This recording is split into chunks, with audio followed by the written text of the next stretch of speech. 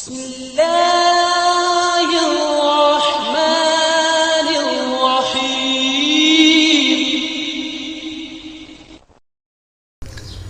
حضرت آدم علیہ السلام کی بوقت وصال اولاد کی تعداد کتنی تھی؟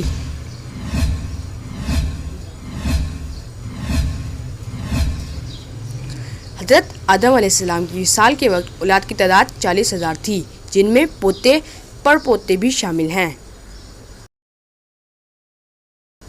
حضور پاک صلی اللہ علیہ وآلہ وسلم کا حضرت خدیجہ علیہ السلام کے ساتھ نکاح کس نے پڑھایا تھا؟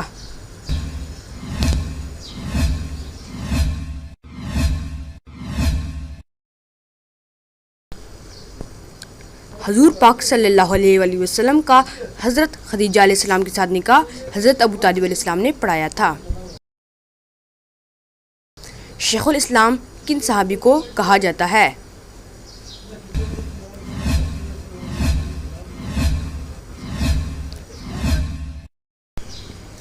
شیخ الاسلام حضرت ابو ذر غفاری رضی اللہ تعالیٰ عنہ کو کہا جاتا ہے۔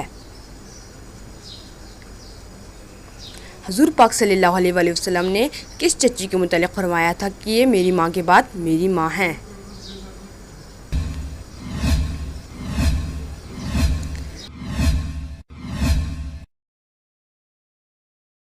حضرت علی علیہ السلام کی والدہ محترمہ حضرت فاطمہ بنت اسد علیہ السلام کے متعلق فرمایا تھا۔ قرآن پاک میں انسانوں میں سب سے زیادہ ذکر کن کا آیا ہے؟